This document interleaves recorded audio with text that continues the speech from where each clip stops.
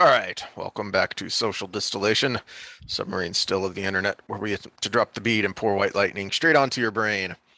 Uh, Gonna be heavy on the white lightning today. It's gonna be a little stream of consciousness because my computer froze and I lost all my notes. So Well, I'm just gonna wingman it and see what Sam has to say.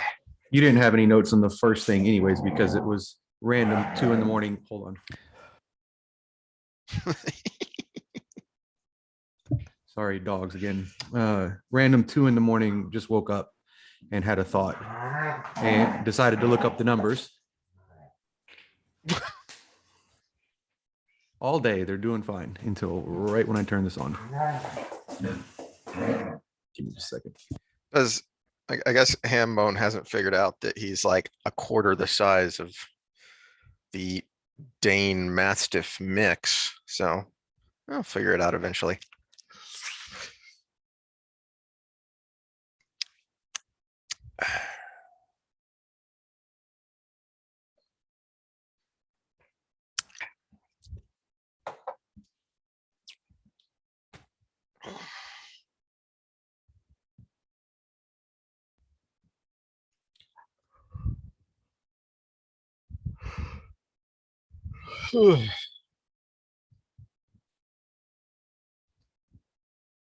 Turn your mic back on.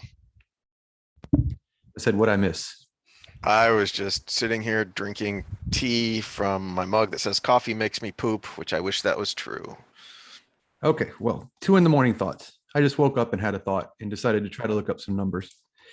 And as per usual with the CDC, it was a very frustrating process because I wanted the raw data numbers for children dying of COVID and then of all other causes. Well, they gave us a nice little breakdown of COVID deaths by age group, but they don't tell you where they got these numbers from or supply the raw data sheets. I clicked on every link in here, and eventually you can go to the vital stats online, but mortality numbers for all causes only available 2019. No provisional numbers, no data charts. Then they say, well, get your numbers from Wonder. So I go to Wonder. 10 to 14 years old age group, started whittling it down, and I asked for deaths from all causes, and this computer came back and said, best I can do is population. So we got the population of how many 10 to 14-year-olds there are in the United States, but that's the only number we can get. So I decided to look around the world, and we found something. Thank goodness Singapore releases their numbers. Suicide rate among 10 to 19-year-olds rises in 2020. Now, this is the thought that came in my head was for under 17, well, we got 10 to 19 here, but under 17 years old, what's the cost of lockdowns versus COVID itself? Because the great debate is, should kids be in school, et cetera, blah, blah, blah, blah, blah.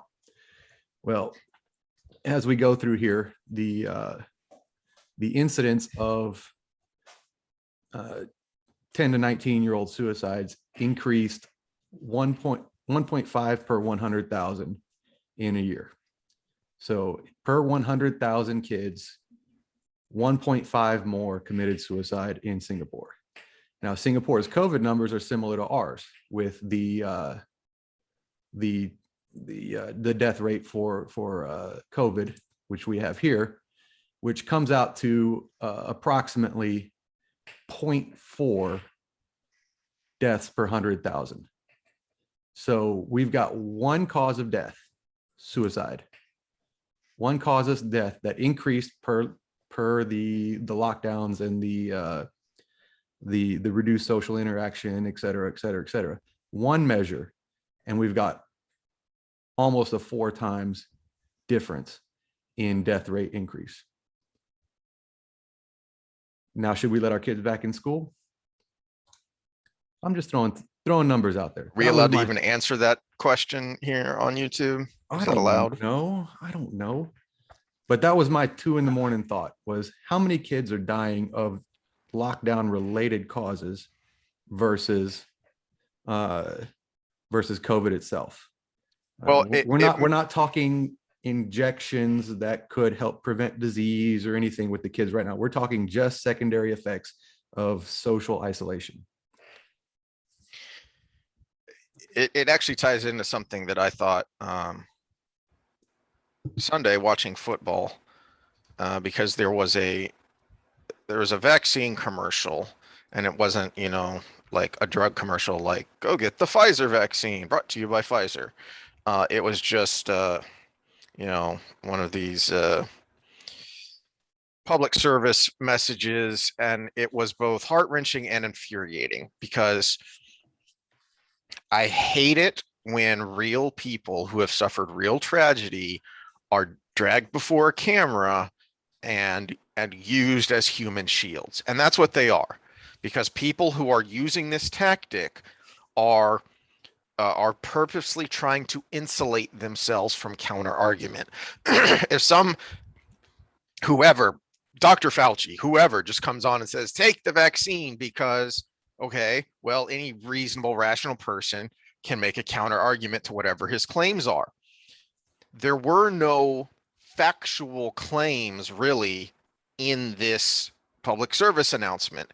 It was pure emotion using a family who had lost their father. It was the wife and the daughter in tears talking about how their father had contracted COVID, and so everyone should go get the vaccine.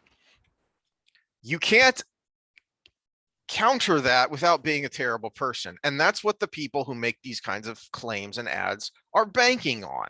Mhm. Okay, well, I am a terrible person and I don't care, so I am going to make the counter argument. One of the claims was COVID doesn't discriminate, so everybody should go get vaccine because the family was Hispanic, and I have to think that even though they didn't say this explicitly, with the explicit message of COVID doesn't discriminate, so everyone should go get the vaccine, I assume part of the point of the message was the higher instances, the higher rates of Hispanic and Blacks not being vaccinated, and they were trying to address that specifically. Except COVID does discriminate. Every disease discriminates based on your comorbidities. Mm-hmm. And I'm sorry, but this guy was not healthy. You say he was healthy, he was happy. Just look at the pictures. This guy, like most Americans, was not healthy for one very specific reason, which is the disease we cannot name because we would be shaming people. Exactly. You're not allowed to say this because you would be shaming. You can shame someone if they're the inverse. You can say shame someone if they're too skinny, because then, real women have curves. So if you're a petite person, I guess you're not a real woman. No, only if they're healthily skinny, but not if they're anorexic, because then you're shaming their mental disorders. So no, I mean, my wife is a petite Asian, and she has gotten annoyed by the real women have curves memes because I'm not a real woman. How did I have 2 kids? I guess I'm not a real woman. So you can discriminate that way. Anyway, I digress. We have said before that outside of just being old, probably the number one comorbidity for anything is one particular thing that we're not allowed to talk about, but that we try and address through our various fitness rants. That's what COVID discriminates against. The number one comorbidity is age. I said outside of age. Oh, outside of age. Outside of age. Yeah. Outside of age, because this particular condition, one, is avoidable. It is within your control. If you have a congenital heart defect, there's not anything you can do about that.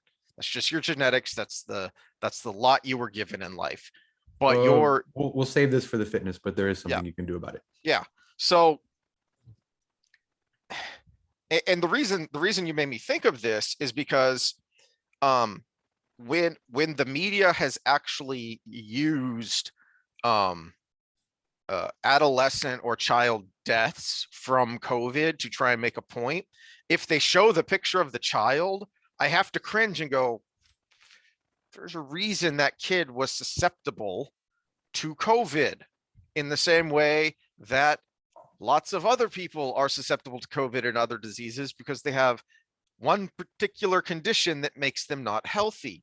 And if you're locking kids inside, I mean, we have had stories of restrictions on playing outside, on going to a park.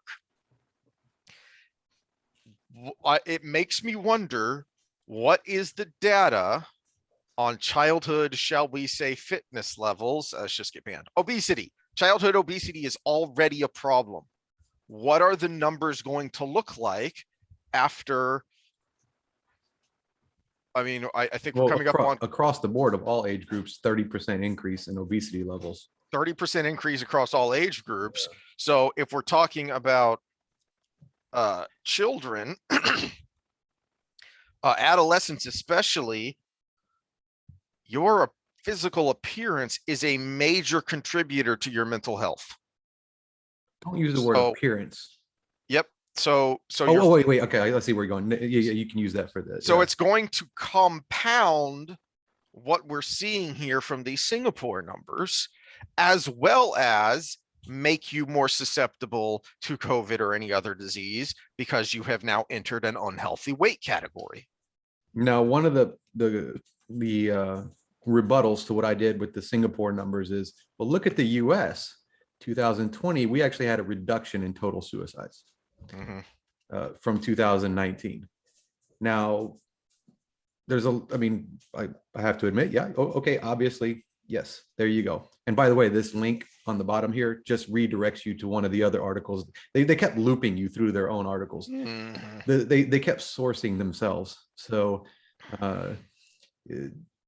take that as you will. But the suicide numbers, okay, so total by death certificate is lower, but let's shimmy up the board to right under the COVID number, unintentional injuries. We've got a 20,000 death increase there. And we had a reduction in accidents, auto accidents in 2020 because we had reduced driving, right? So unintentional injuries, to include all accidents, why do we see that huge increase? And one number that's been touted for a while is we have a massive increase in drug overdose. And that's probably the bulk of that 20,000 death increase. In fact, it might even be more because we had reduction in other accidental death injuries because of isolation. So we've got an overlap there. People who are more likely to commit suicide are also more likely to be addicts. And so a large percentage of that increase probably might have been in this category had they not OD'd before they did it to themselves. Or they purposefully OD'd. And it still went on their death certificate as drug overdose.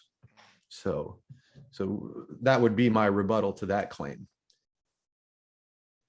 But even still, it's another secondary effect, a huge increase in drug overdoses. So when we were talking, you brought up the compassion card. Where's your compassion? Yeah. You know, we have kids killing themselves at a higher rate. We have people overdosing on drugs at a higher rate, all related to the social isolation, which is exacerbated by social media because now our only interaction with other people is through this fake platform. But now, okay, so you brought up the NFL. Another secondary effect. What was the big thing with every game this last weekend? The cancer issue, late screenings, get it, you know, the late catching late. They were doing this whole push in between every commercial break, and it was on every pad and everything. Combat cancer, the late screenings and everything. Well, you can't come out with your white horse and shiny armor and say we're this group compassionately trying to combat this problem we have, when you were part of the pro close everything down and make sure people couldn't get their screenings early crowd. So you created the problem. I'm on a just a kind of rudimentary term. Of course, I'm going to be for anything that is fighting something as terrible as cancer. But in this specific case, I'll still support the cause because it needs to be addressed. But at the same time, I'm going to call you on the fact that you were part of the problem to begin with. it's worse than being part of the problem to begin with, though. One, perpetuating the problem. Okay, continuing to push and push and push the lockdowns and the isolation. One, and two, being part of the crowd that will coerce or outright ban anyone who tries to bring up these counterpoints. Anyone who even tries to ask the questions, you get shut down. The NFL is one of the worst offenders because the league has so much power that there has been some instances recently of basketball players asking these vaccine questions and asking questions about COVID that you don't really see in the NFL. Well, you don't see it all that I have noticed anyway. I think Cam Newton's the only one I can think of who has made these comments and asked these questions. And that's because he was released. Was another one. Kirk Cousins was another one. That's right. And he was, I mean, his comments were rather tepid. I thought. I did appreciate how well spoken these basketball players were. Yeah. In their rebuttals. That was they were on another plane compared to the reporters that were trying to hammer on it. They were more eloquent and more thoughtful than the so-called professionals who were trying to skewer them, in the press pool. And so to me, that makes it worse than just, you were pro lockdown. You're perpetuating it. And once we got past that initial phase and started to learn more, we still weren't allowed to say, hold on, wait a minute. And we've asked this question before, and I'll ask it again in light of these numbers. Is our cure worse than the disease? Look at the numbers, and what do you think? Not for the kids, at least. There can be debate as the older the population gets. Yeah. And now you're kind of going down that road. Is it better to avoid Granny so she stays healthy, or for her own mental health and the mental health of her kids and grandkids? Is there some better way we can go about this? So, I mean, I would be all for something precautionary that makes sense. Like, you can't visit a nursing home without a negative test. Okay, that's perfectly fine, because that's the most vulnerable people we have. But when it comes to daily interactions amongst regular people, now we're going down a path of ridiculous, because there's only so much you can do without bogging the system down. But yeah, I just wanted to touch on that, and because I knew we weren't going to talk COVID today, but I had that thought, and then I expected it to be maybe comparable, or maybe a little bit more, or something, or if you added up all different causes of isolation, or all the different things that could come out of it, such as anxiety and all these other things that could lead to problems down the road. I thought we were going to come to a positive on the solution being worse than the problem. I didn't know one number was going to throw us over the top by the tune of 400% almost. That's kind of what I wanted to throw out there. Hold on just a second. And I guess the other thing that frustrated me was the fact that the data tables were not available, except for one number, COVID. That was the only one available. I have seen instances where studies that were used to support arguments that were counter to the official narrative have disappeared. So, and not that there was anything wrong with the study, but that people didn't like the study being used to counter the official narrative. Yeah, the journal would unpublish it. Yep. So so you can only find it if you can dig it up on the internet time machine. Which gets us to the thing we originally wanted to talk about, which was corrupt institutions. And we brought up the FBI, but I just talked about the CDC, and that, I mean, it's not always overt. It's not always overt action. It's things like not making available the information that they're making policy off of, for example, or what I'm about to show you is using mathematical models that you're like, well, where did they get that number from? It's a projection. And so we've got a lot of assumptions in the system. And in this case here, going to bring up. This is an article that has been thrown in my face in the SJW arguments. The numbers don't speak for themselves. Racial disparities and persistence of inequality in the criminal justice system. This was 2018, first published.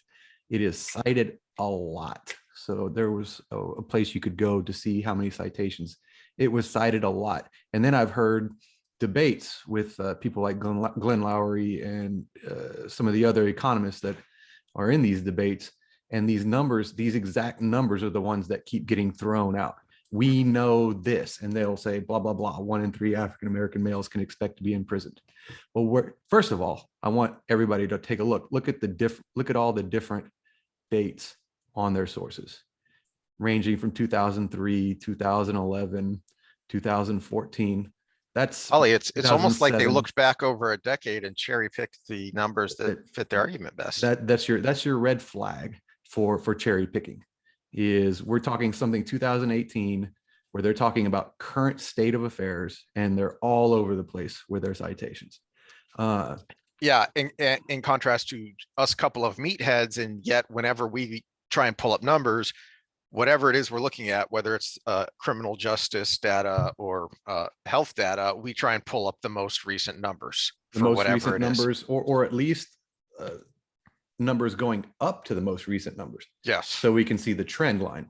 Yeah. But this citation here for the statement here, 1 in 3 African-American males can expect to be in prison compared to white males. So we bring that up, and this is the Bureau of Justice Statistics. So we're talking about the governmental agencies that are doing these kind of, I wouldn't call it covert because it's out in the middle of the open, but these kind of activists. Well, let's just look at the numbers. About 1 in 3 black males, and they're going by this data chart right here. Okay, 32.2% of all black males born in 2001 and beyond can expect to go to jail. Well, where did they get that number from? Good question. Well, there's 2 places. One was the trend line for that specific year, which if we look at the trend lines for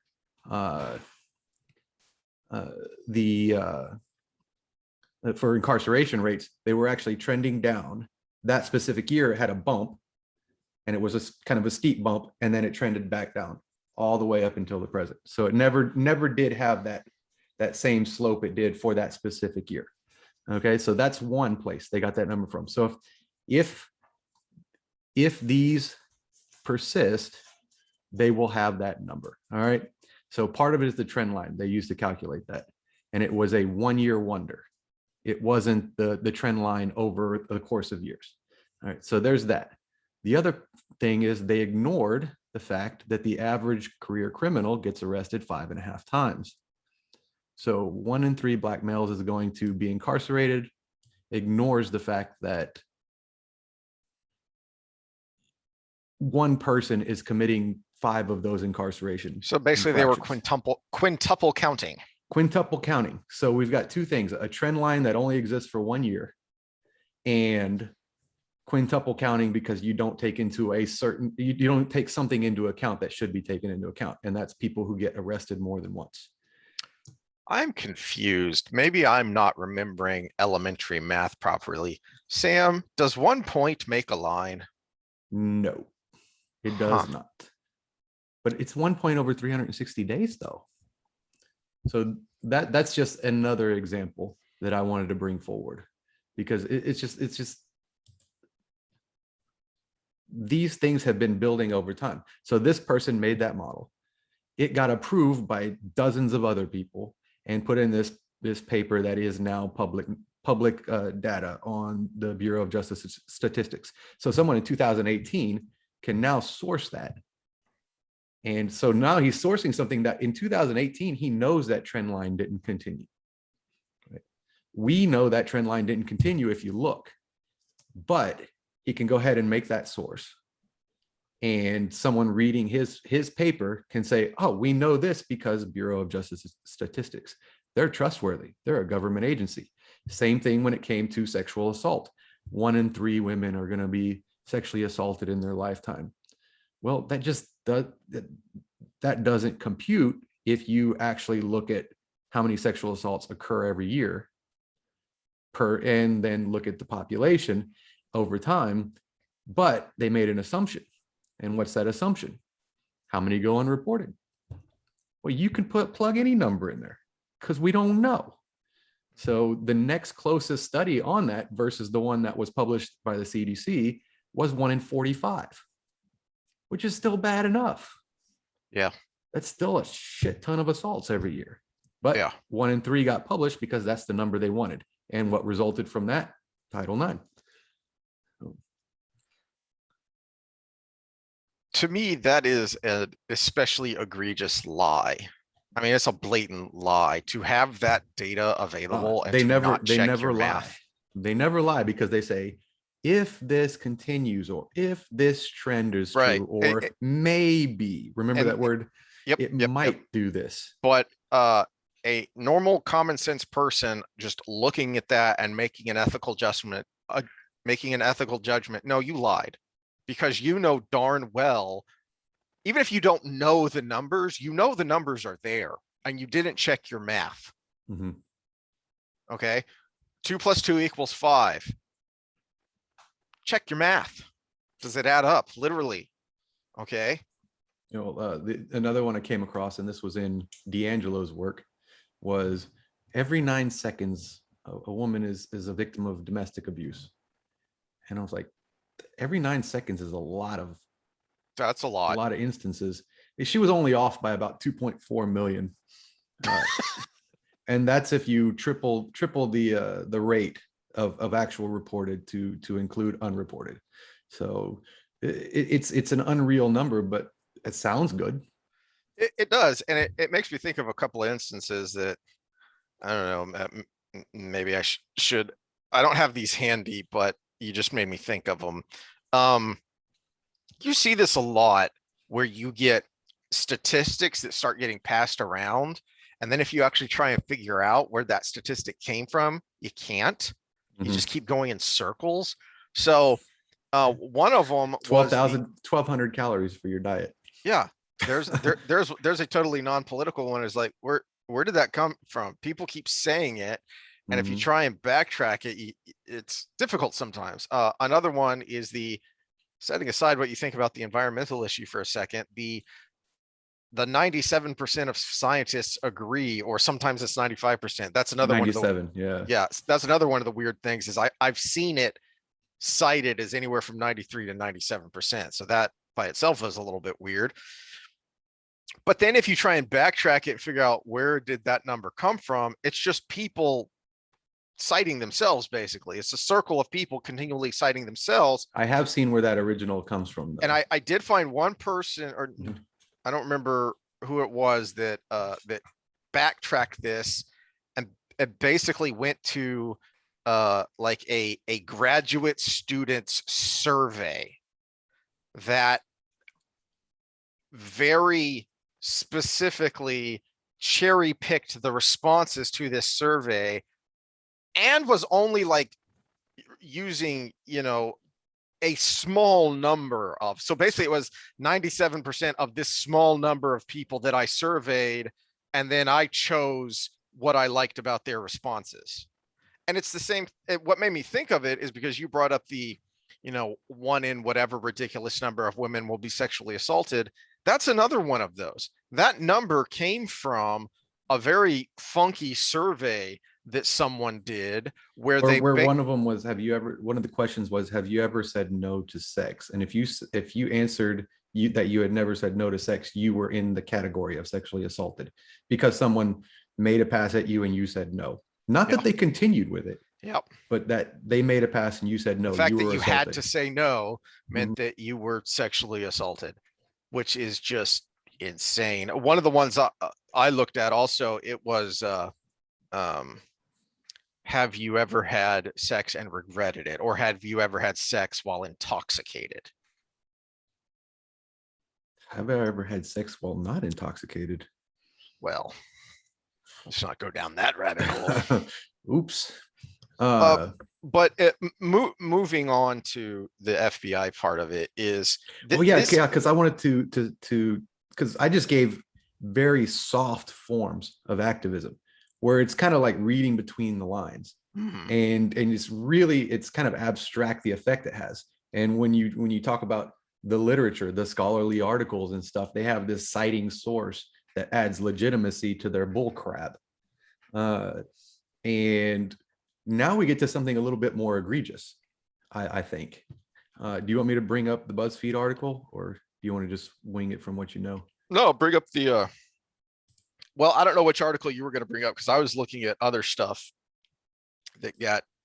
This is the one where the lawyers are trying to get all the information based on the fact that they found out that the FBI informants were part of the planning process, and it might not have even happened without it. So that was one of the original articles on it. I know they've gone further with it. So this is the alleged plot to kidnap Michigan Governor Gretchen Whitmer. And what this was, for anyone that didn't know or had forgotten about it, there was this kind of right-wing nutty militia group type that the FBI infiltrated and then arrested for a plot to kidnap Governor Whitmer. And it was this big sensation. It was very briefly all over the news, and then of course forgotten about. And then subsequently you come to find out that almost half of this group were FBI informants, and they were the ones. 12 of them. Yes, it was 12 out of 20 something. Mm-hmm. So I don't remember the exact numbers, but I think it was something like 12 versus 14 were a total of 14 people have been brought up on a variety of state charges. Okay. Here we go. Yeah, a total of 14. Yeah. And it was the FBI informants that kept pushing to try and get the group to do something violent and illegal. And the non-FBI informants kept pushing back and saying, no, we're not going to do that, until they finally allegedly got them to agree to a kidnapping plot. One of the ones I remember is they were trying to get them to like set off a bomb, and then they were trying to get them to, well, let's just take a shot at her like vacation house cabin or something like that, just to scare her. You know, they weren't actually trying to target it, and they wouldn't go with that. And this isn't exactly the first time these kinds of shenanigans have happened. Here we go. Here's a screenshot from some of the text messages between the informants and the militia. And by the way, I do want to bring up, BuzzFeed is by no means a right-wing publication. In fact, it is the complete opposite. And kudos to them for actually reporting on this. Now, is this the article that has the screenshots of the informant talking to the FBI? Or is this the informant talking to the militia group? Because there was some of the reporting was showing that it was the FBI pushing the informants to get the group to do these specific things. Hey, try and get them to do this. Hey, try and get them to do that. Whereas you would think that the way an informant is supposed to work is to simply tell the law enforcement agencies, hey, this illegal thing is being talked about or is being planned. Mm-hmm. It's not supposed to be pushed from the other direction. Well, not only that, but they were ordered to delete those messages. Yes. Thankfully they weren't. And on top of that, they were ordered to use another member of the militia group as a scapegoat if this information got out. Oops. Shenanigans. Now this guy, Ty Garbin, he's going to regret this later. He pled guilty before all this came out, and was sentenced to quite some time. So he may be able to appeal it, but the problem was he was pleading guilty to his part in it, which was plotting with these informants. And as of pleading guilty, I mean, so he was in on it and he was going to do it, and that's what he pled guilty to. And basically that's going to happen whether they're informants or not. So yeah, sucks to be you. Should have waited a second.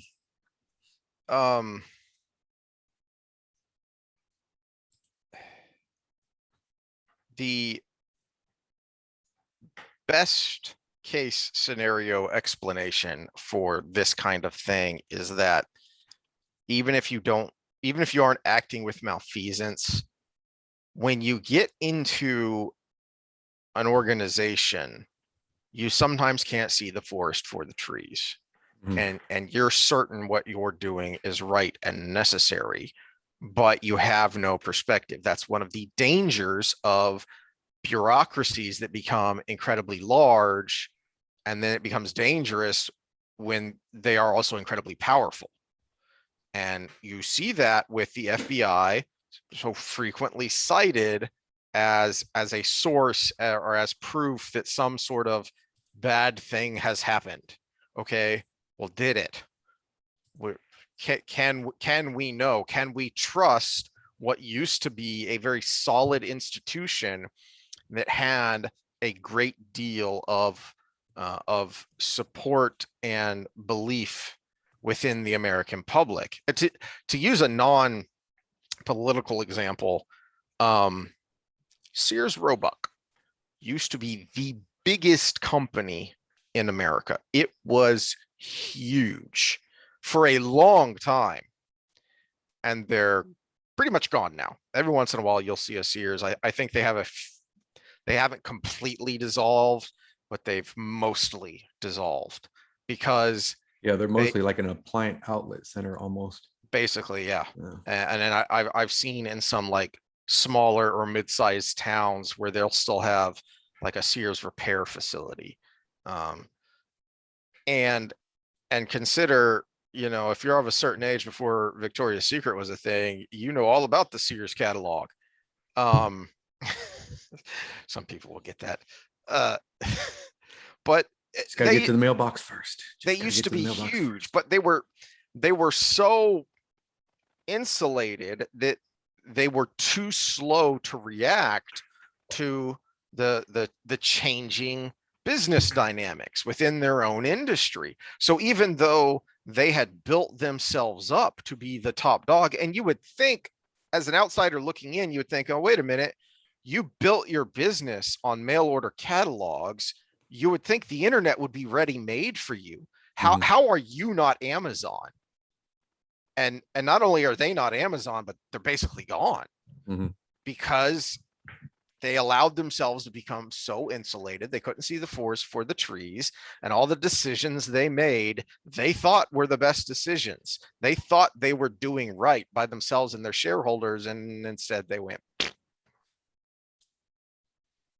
Let's get back to the FBI though, but that's the best case scenario explanation for what happened here. There are other instances where I cannot think of a best case scenario. We've got news of the day though to add to this. This is actually new.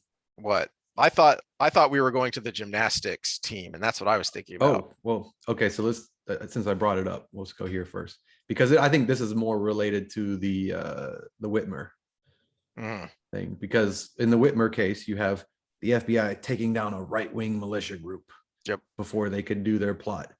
Well, now we've got FBI raids the NYPD Union office, home of a right-wing leader. And we're starting to see this more often. Now, what's going to come out of it? I don't know. I don't know how corrupt this guy was. There haven't been a whole lot of specifics on why they raided this office. But I have a feeling any union or big organization office, big public organization office you raid is going to have some sort of shenanigans going on. So why don't we just go ahead and raid the California Teachers Union while we're at it, but that's the main reason why not is because they don't have that. And so now we're seeing the FBI possibly being turned into an enforcement arm for against political opponents. And that's the part that scares me.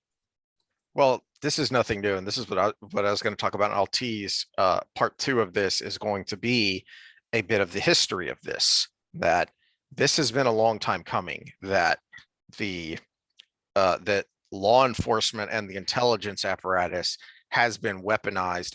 And this is where I have absolutely no faith in in America. As Franklin is purported to have said, a woman asked him, "What kind of government have you created after the Constitutional Convention?" "A republic, madam, if you can keep it." Mm-hmm. We did not. We are no longer a republic. We are a banana republic.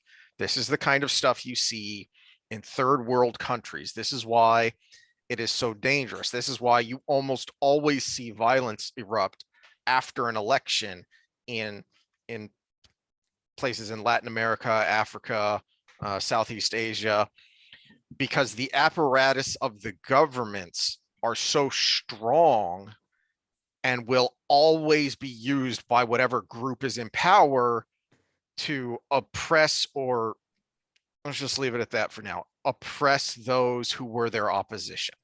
And that's what we're seeing here. And that's what I'm going to go into later. But there's also just, I was going to say gross incompetence, but the gymnastics case is worse than that. Did you have an article for that?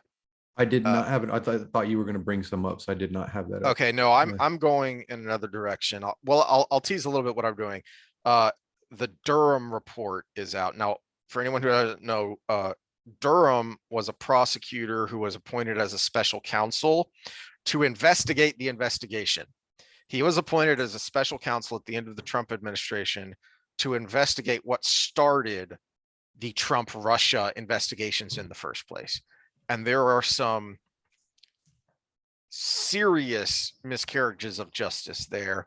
There is also out now the FBI Inspector General has released the report on that office's investigation of the FBI's use of the FISA courts, the Foreign Intelligence Surveillance Acts courts, and the abuses there.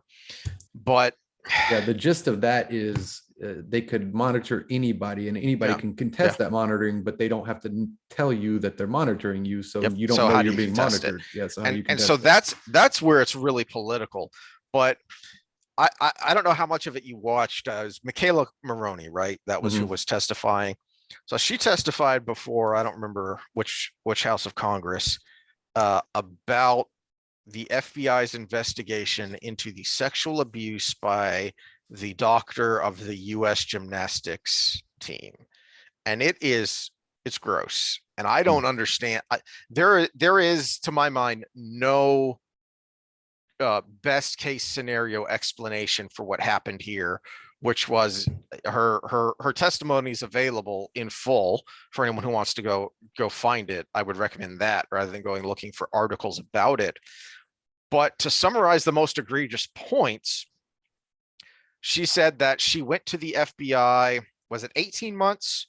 It was a long time. It was a big number. It was a big gap before this guy was actually arrested and charges were filed.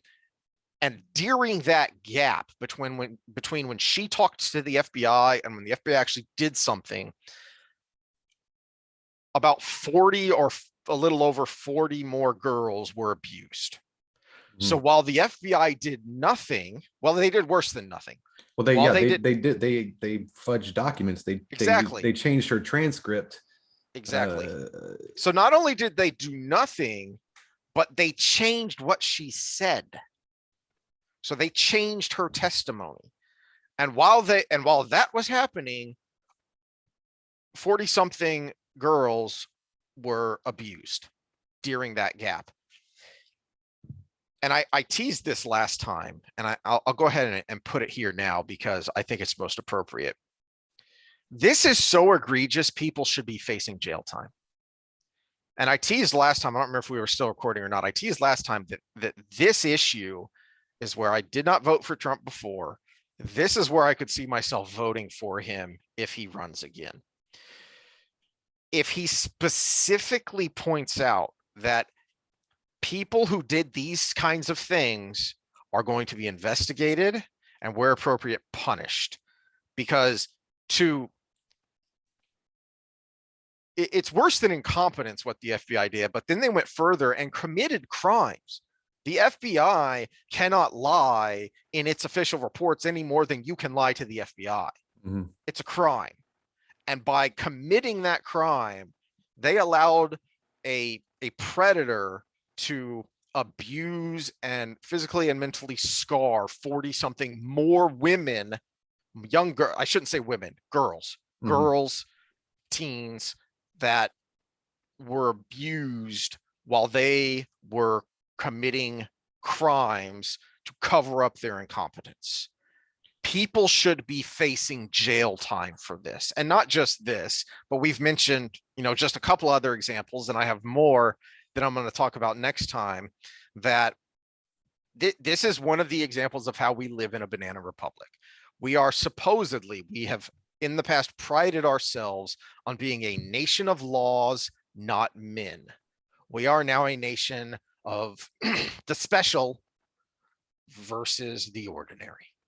That if you are well connected, whether it be because you're in a well protected organization, or because you're so rich and powerful that you're well connected, you don't face the same kind of justice as other people.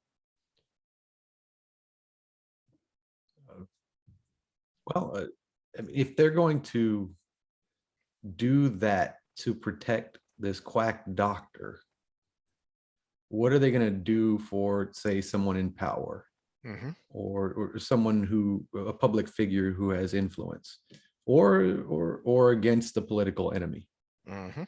So if they're, or even to do something to someone who can out them for something they've done. So if they're going to do this for this doctor who's just a creepy old man taking advantage of young women, what are they going to do in a bigger scenario? And that's kind of scary. Oh yeah.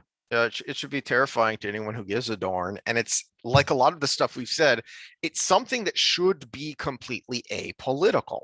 So we used to have things. That was, I guess, part of my point with that is, where was the politics behind this doctor? I don't know how he votes. I don't know who he supported. He was just, he was the team doctor for the gymnastics team. There is no red and blue in that. But yet he was still protected. Yeah. And yet I can't understand why the FBI did what it did. It makes no sense to me, and it's despicable. Unless there's money involved. I don't know. That's always a possibility. It's usually the easiest explanation. I will say, just as conjecture and hypothesizing here in real time, Olympic committees in general tend to be very corrupt because they are nonprofit organizations that deal with a lot of money. Okay, so the International Olympic Committee, National Olympic Committees, heck, take it out of the Olympics. And another example is, I don't know how many people remember that several years ago, I'm trying to remember what year it came out, there was some reporting done on the absolute naked corruption of the bowl committees. I think the Fiesta Bowl in particular was one of them, of the basically bribes. Sometimes there were allegations of illegal bribes, but there were others that any rational person would look at and say, that's a bribe, but technically it wasn't because of the way they structured it. But basically they were bribing people, and they were able to do this because they were a nonprofit, but there was so much money involved with all the sponsors and with all the TV money. So they were incredibly corrupt. Well, we can go even, it happens at all levels. We just recently had a scandal here in good old small town Texas, where I live, where the booster president, or whatever they call her, embezzled quite a bit of money. And I was actually pretty dropped by how much money, because I didn't know there was this much money in the boosters. But she got away with around $200,000 before she got caught. I'm like, you put that money in front of somebody, it's actually probably more rare the person who does the right thing, which is sad. Unfortunately so, yeah. But do we want to pivot? Yeah, let's pivot, because this is depressing me, and it's only going to get worse next time with the stuff I'm going to talk about. Okay. Yeah. Do get your tabs back that you lost today, and we'll go from there. Well, I'm having to reread this indictment and remember which things I wanted to highlight and talk about specifically, and what I was planning on talking about, because I tend to kind of think in real time, and then I forget about it. Like I've lost it. That's generally, if I write it down, I remember it. So I remember some of it, but some of it I didn't actually write notes. I just highlighted the portion of the indictment I wanted to talk about and said, I'm going to talk about this. It's gone in my brain now. So instead, we're gonna pivot, and we're gonna talk about a professional athlete's groin. Oh yeah. Okay. Is that what we were going to talk about? Yeah. Okay. Well, we'll probably make it into an injuries in general thing, but right. Yeah. But so not this Sunday, but last Sunday, I was watching the Pittsburgh game, and TJ Watt went out with a groin injury. It probably wasn't something egregious, because he was playing this week. Yeah, he was playing this week, Yeah. and because I didn't remember there being an instance where he was down on the field. It was just all of a sudden he was standing on the sidelines with his helmet off and not in his hands, which is a sign that he's not coming back. And then the sideline reporter found out it was a groin injury, and it made me think, hey, that's good clickbait. I mean, hey, that's good information and a good example we can talk about, because groin injuries are fairly common, I feel, in athletic people, even if you're not a pro or semi-pro athlete. If you're doing athletic things, I feel like groin injuries are fairly common. In multidirectional sports. So Yes, we look at football where you're moving yep. laterally, soccer, volleyball, basketball. Yeah. So in multidirectional sports, yes. Uh-huh. Well, I mean, it kind of makes sense, because it's a difficult area to train properly. Well, it's often overlooked, first of all, in programming. It's difficult to train, and these athletes are extremely high power, high force, and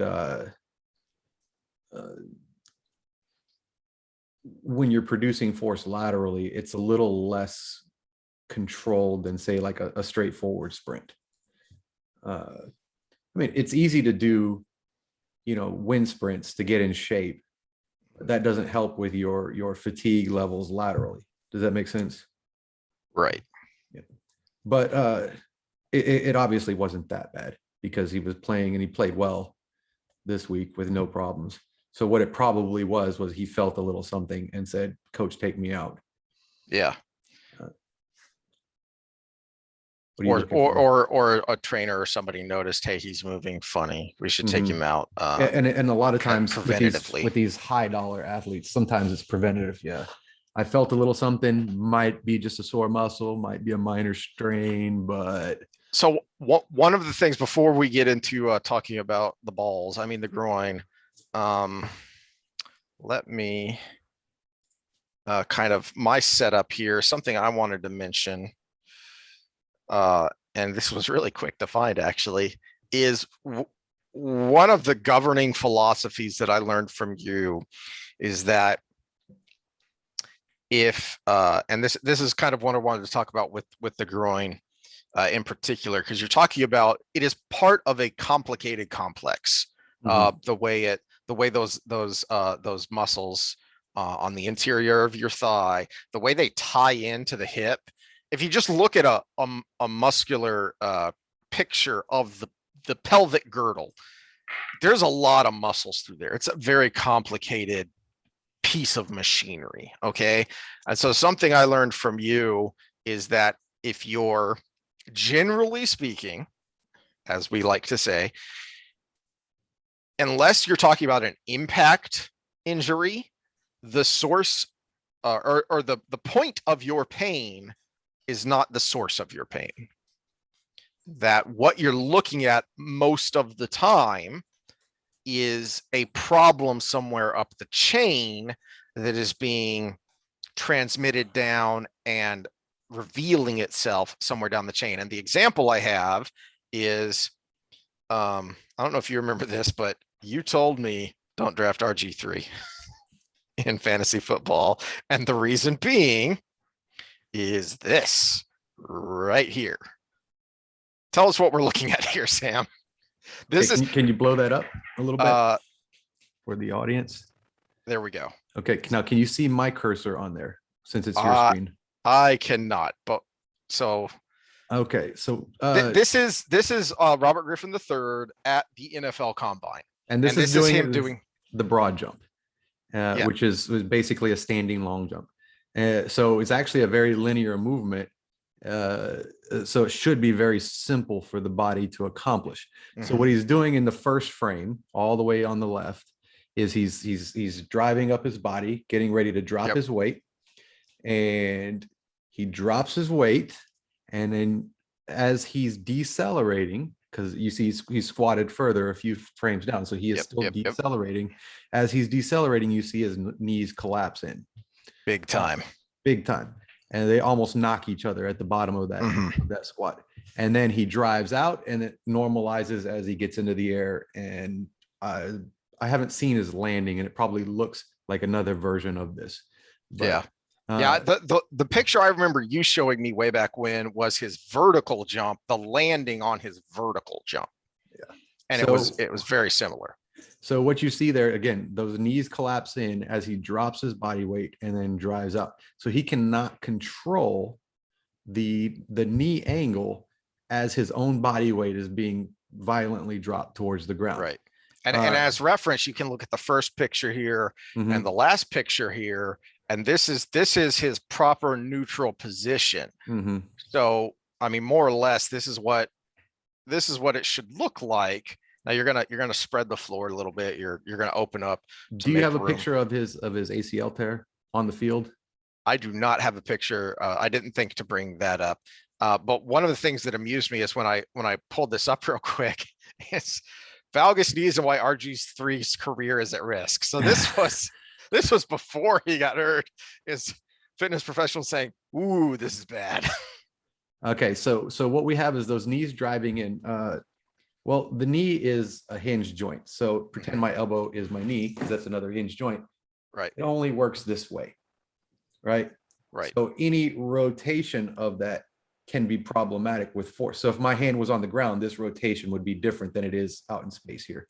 Let me see, since I got control here again, let me see if I can find RG3's ACL tear, because then we can put it. Yeah, and why I bring this up as relevant to a groin injury, because it's the same basic principle that I'm talking about here. Well, and what he's talking about is the joint by joint approach. Okay, oh, here we go. Here's a good one. Okay, let me get that picture nice and big. Giggity. And share screen.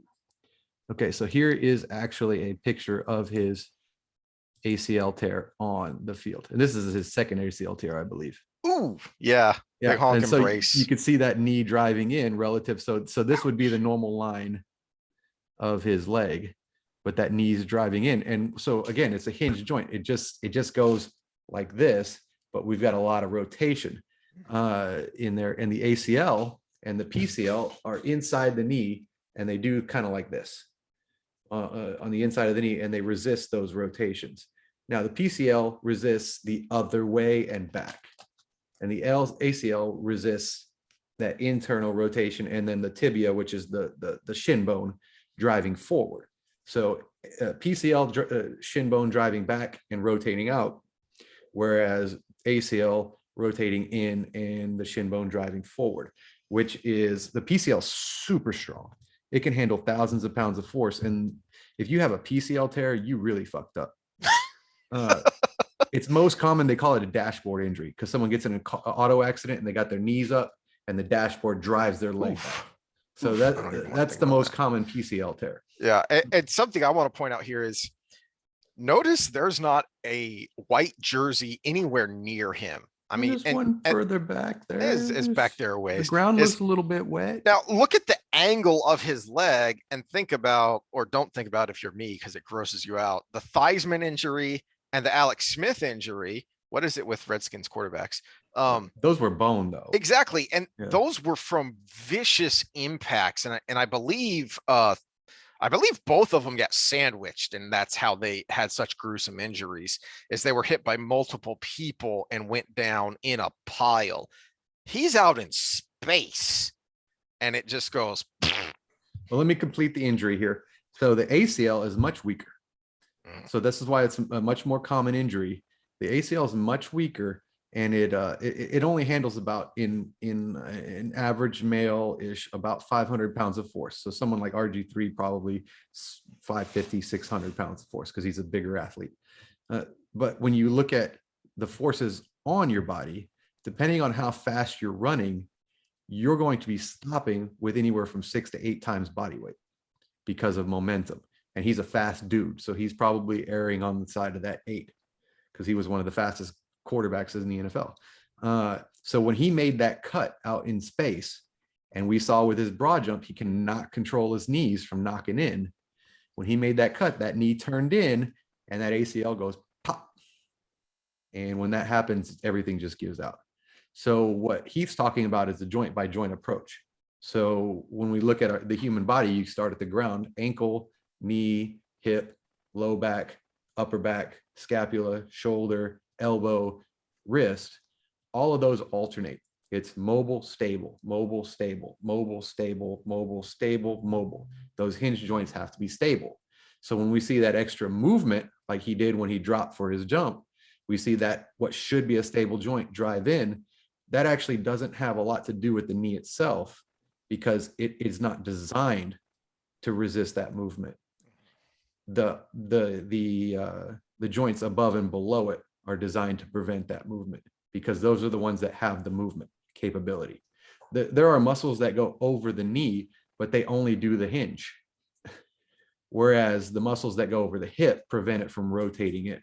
So he's got a serious deficiency in his hips. And this is why I told Heath he's going to tear his ACL. And I was right about Odell Beckham Jr. too, by the way, because I saw him playing basketball in a photo and his knees collapsed in on his jump shot. And then he tore his ACL the next year. So when you, that deficiency in his hips was the reason why his ACL popped. Now the groin, we might be talking a little different here, because that's a muscle belly. And what we gotta understand from that injury: was it a tissue development issue? Was it just an unlucky movement where he did the splits on the field on accident, or something along those lines? Because now we're talking the belly of a muscle. That's going to be a little bit different issue. That we're talking tissue development or off-season work for force production. If it was an accidental split, now we can go into randomness. That was an unlucky event. He slid on the ground. He managed to keep his knees in the right position, or he would have blown his ACL. And sometimes a muscle tearing is actually a testament to your body doing the right thing. Like if okay, groin's a great example. If he had done the splits where his legs shot out, and so we got a straight leg, and his groin didn't do the right thing, it might have collapsed in like that. But it pulled everything in line, and he had a strain instead of a torn ACL or MCL. So we could have had a situation where the groin saved him from a deeper injury.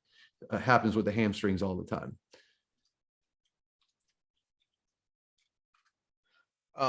Just to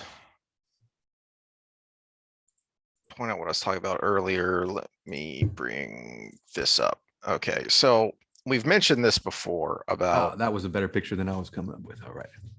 Of knowing the muscular structure, and then how it moves with the bone.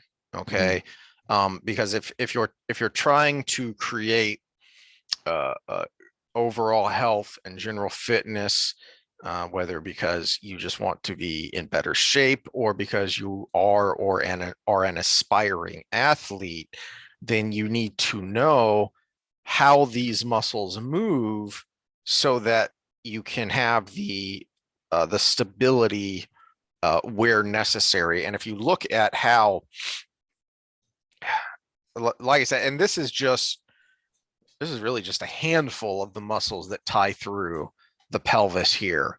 As you can see, there's nothing over the top. There's nothing out here on the sides. So we're just looking at these adductor muscles here, and then the stuff coming off into the head of the femur there. And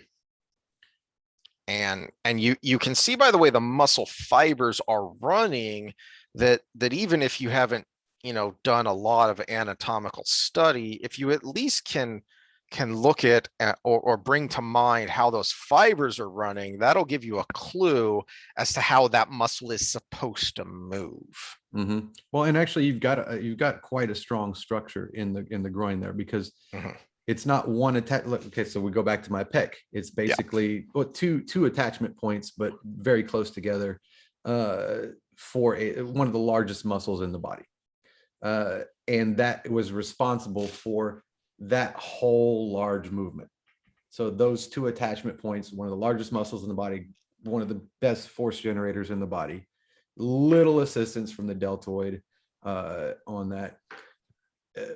And one thing goes wrong, pop. Whereas, can you bring that picture back up again? Yeah. So now we've got the groin is actually not one muscle, it's several, as this picture pretty clearly depicts. And you've got attachment point. I'm pointing at my screen like it makes a difference. Attachment point after attachment point going down that bone. Now, what they don't show there is some of them are probably a little more forward, some are a little bit more back because of the differences in rotation of that bone. But at the same time, if you were to go straight out to the side and do the splits, look at all that shared effort along the way. Now, the outermost ones are going to be the most vulnerable because they have the most force from a leverage standpoint. But also look at the thickness of the tendons on the end of those. So it's actually a very stable structure to keep you from doing the splits, basically.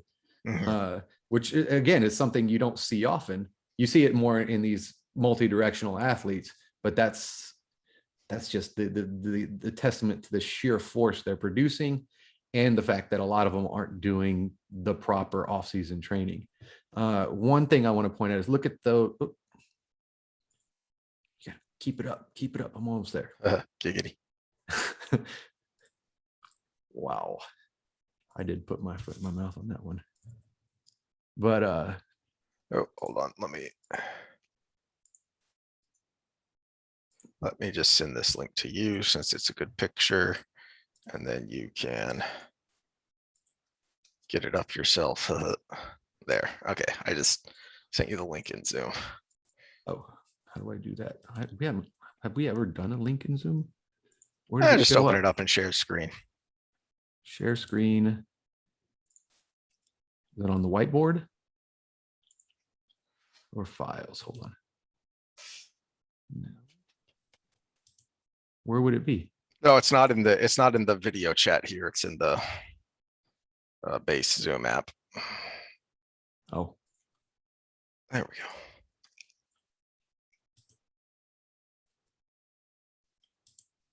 Well, I don't know how to get to that. So then just open up the chat. Oh, there we go. At the bottom. There we go.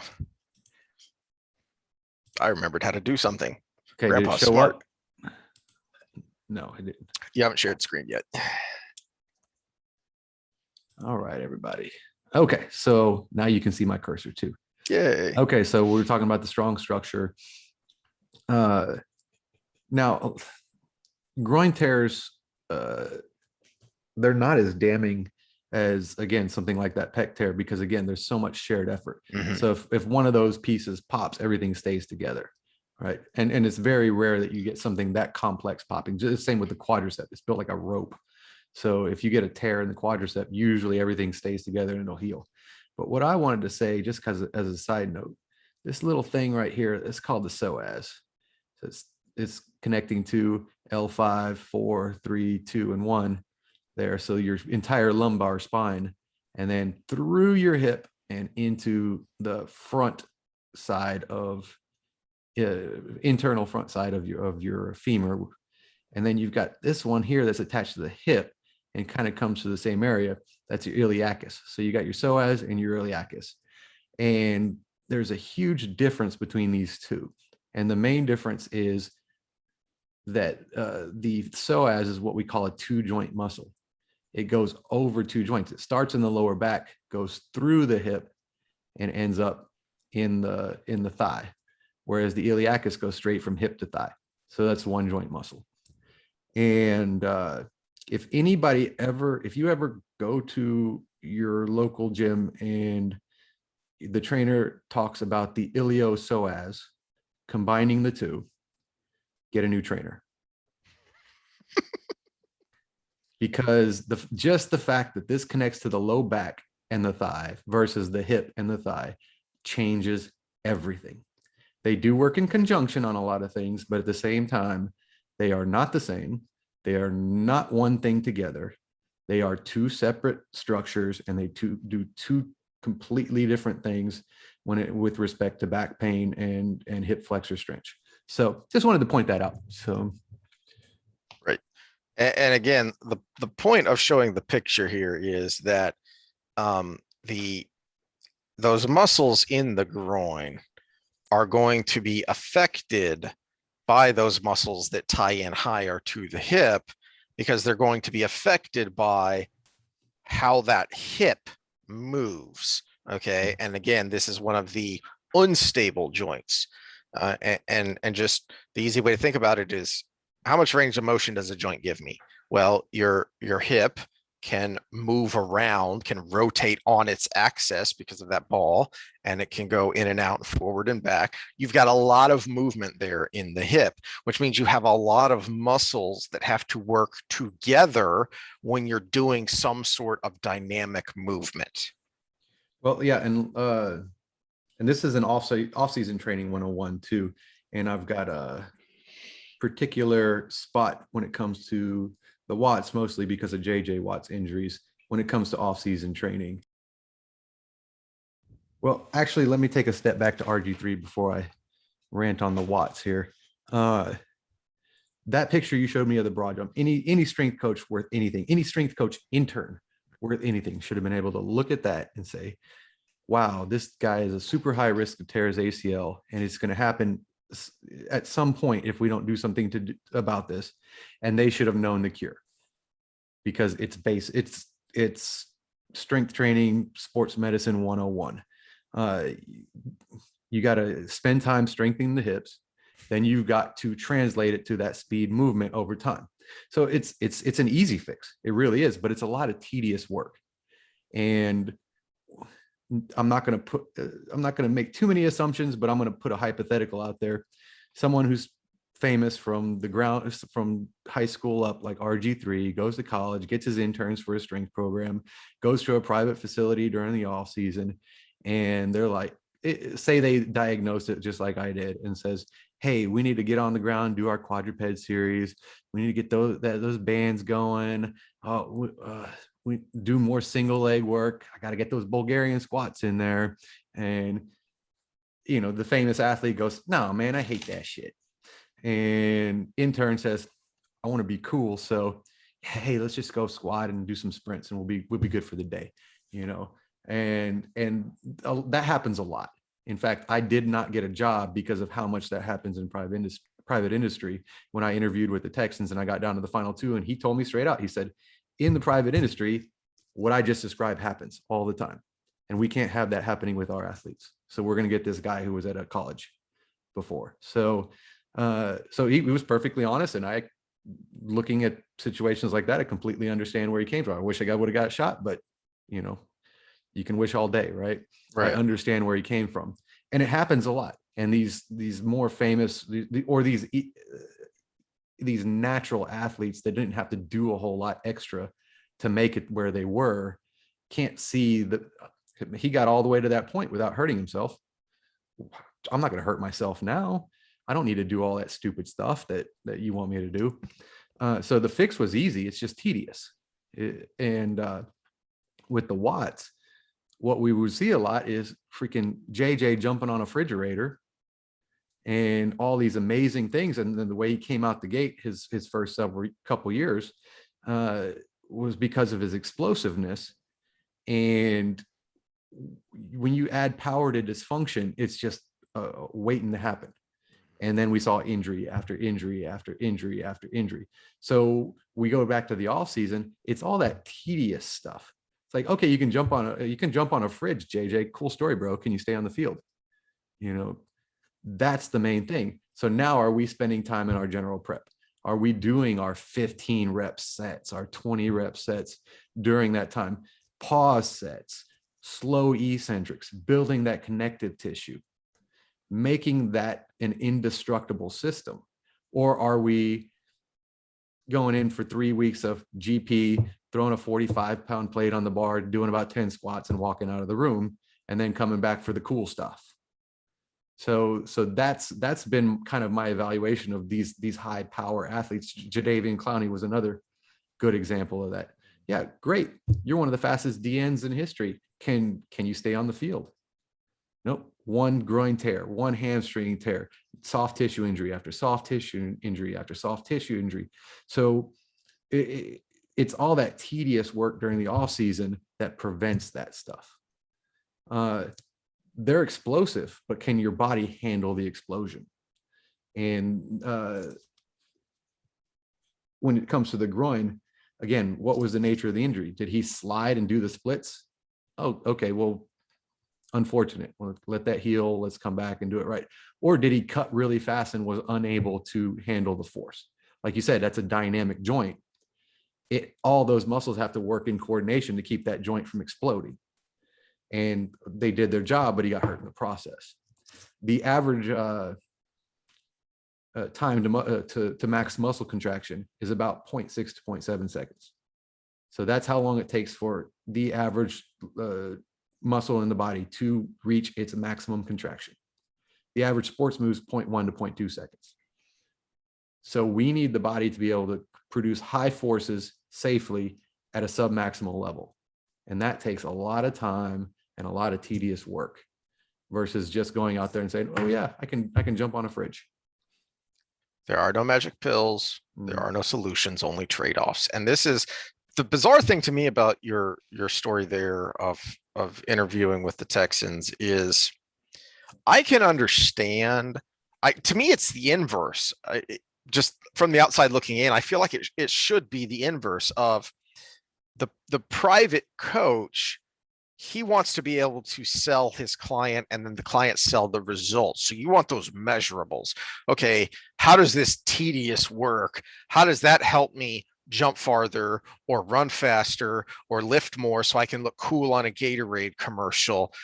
I would think that the organization would be the one that says, hold on, you're an investment for us and we need to keep you on the field. What does it matter what the gun says of how fast your fastball is if you're sitting out a whole season because you tore something, right? So I would think it would be the inverse, that the organization would be the one that would want to rein things back in and say, we need to make sure that along with those measurables that make you look so cool on the Gatorade commercial, you can actually stay on the field and contribute and earn this huge salary we're giving you. This starts young, and it's marketability. So you've known me the entire time your kids have gone through this, the sports development process. And so you've already been sold on the Kool-Aid of the progressive injury prevention approach to everything. But what's the easier sell if I'm just going out trying to make money? I'm going to add 10 miles per hour to your kid's velo, or I'm going to make sure he doesn't get hit or doesn't get hurt so he can continue to develop his entire high school career. Which ones do the parents spend money on?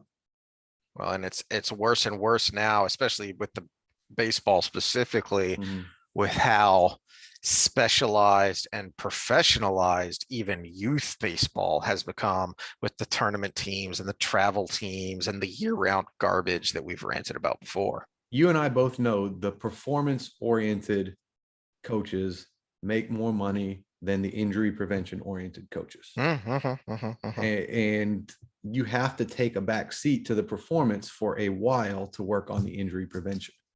And that's a tough sell. That was one reason it took me a long time to develop my career, because I needed a track record of healthy athletes, which you don't see until time tests it. Yeah. But I wasn't going in there and, making somebody run a 4.4 who was running a 4.9 overnight, but they can run 4.4s all day by the end of the process without tearing a hamstring. So, Yeah. And it's forest for the trees, kind of like we mentioned earlier. You have to be able to step back or have the internal honesty to recognize when someone else is on the outside looking in and telling you, hey, hold on, we need to do this. So here in the DFW era, Dak Prescott's a good example of, he looks a lot better right now than he has, I think, ever, as far as just from the eyeball test of how fast the ball is coming out of his hand, the velocity he has on his passes, how straight and tight the spiral is. And a lot of that has to do with the fact that he had a shoulder injury in training camp, and he had to get a baseball guy to come in and work with him on his rehab and prehab to give him better overall shoulder health. And yeah, that was annoying. And if you watch or listen to the clips from Hard Knocks, he was pissed off. He wanted to get in there. He wanted to get in there and get the reps. He wanted to be, the first team at practice and even in the preseason games. He was sick of sitting out because he'd had to sit out the whole season last year because of a broken ankle. He wanted to get in there. He needed someone to pull him back and say, no, we're gonna build the foundation that is necessary. And now he has people talking about him in the MVP discussion because he's playing so well right now. Well, not only that, you were talking about wanting to get in there. One of the hardest sells in especially youth sports training is convincing them to take a break. Yeah. And stop playing for, especially baseball is year round. Volleyball's just as similar, but the year round sports, they never get a break. But it's in that break that you create a system in that athlete that keeps them from getting hurt while they're playing the sport. The number one job of the strength and conditioning coach is to prevent injury. Performance comes after that. And I'll tell you about a failure I had over the summer. I had a kid that wanted to play EuroLeague basketball. He played college ball, and he was playing in a Lifetime Fitness league when he first started training with me, because I knew someone who was in that league and they brought him my way because of his goals. And I tried to convince him to stop for a while. You need to stop playing in this league because you have tryouts in September. And that's the number one goal. I'm going to be doing things with you in the gym that are going to make you more vulnerable to injury if you go play on top of it, because everything that strengthens those systems make them weak in the interim. So he had problems with his ankles. So we were doing a lot of ankle mobility on top of stability work. So it was allowing him to, it was movement training mixed with the strength training, that his ankles would be stable on a one foot landing, 1 foot landing to cut. We were going through the progression that way. And he kept playing every Monday and Thursday night. He kept playing. And one Thursday night, he sends me a text. I can't train for a couple of weeks. I rolled my ankle.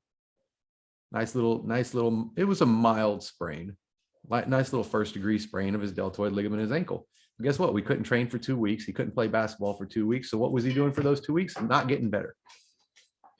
And as far as I know, his tryouts either didn't go well or he never went or anything, because he eventually, because I kept hammering to stop playing basketball and to focus on training, he stopped coming. So I failed that convincing of the athlete war, and it ultimately seems to have had a negative effect.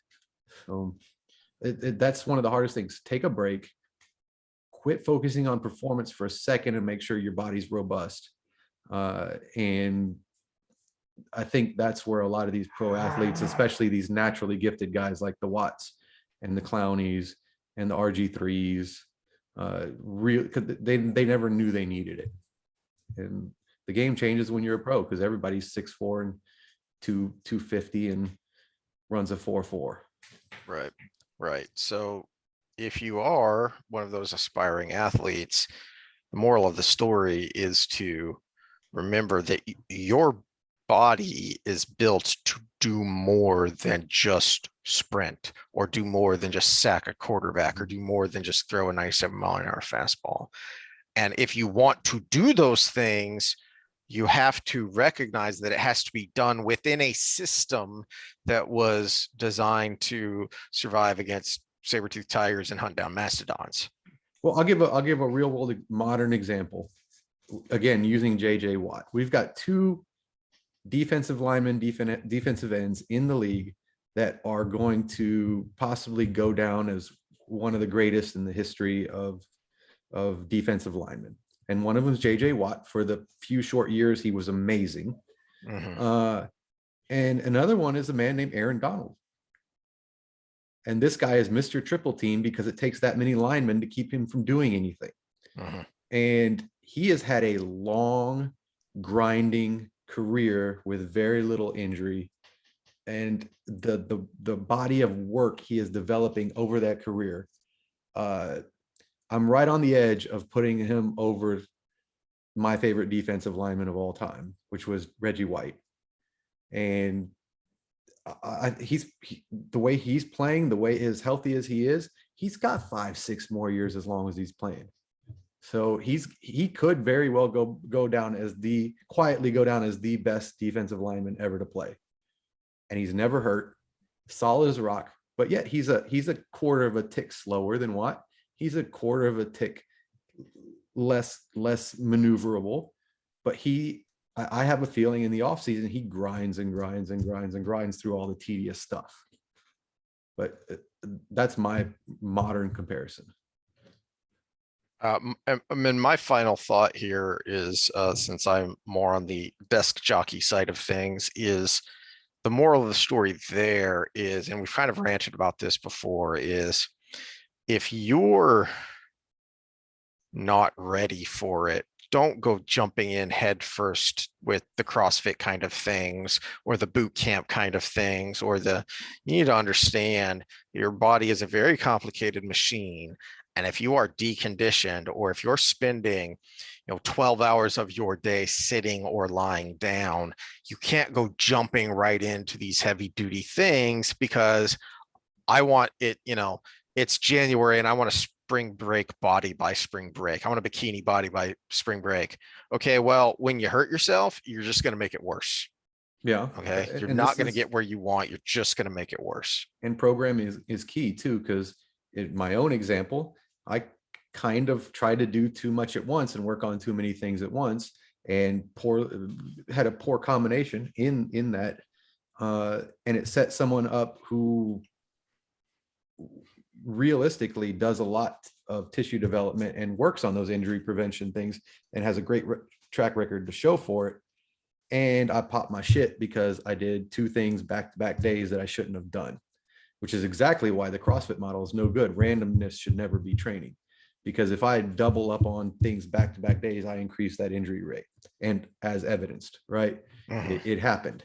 I doubled up back-to-back days, and one of the worst weight room injuries you can have happened. I probably just a tick under actually slipping a disc in your back, herniating a disc in your back. So yeah, don't jump in, plan things out, or find someone who knows how to plan things out. And don't try to do too many things at once. Focus on something you want to improve and make sure and improve that to a point where not only are you happy with it, but you would be even happy if it slid a little bit while you're trying to improve something else. Now, from the athletic development model, work from the ground up, take time off, have a real off season, develop your body, take time to develop your body, not just your sport. So two kind of different situations, but ultimately the same advice. Right. I think that's a good way to end it. We will see y'all next time with more horribly depressing things about how the country has gone to hell. All right. See you later, Heath. Later.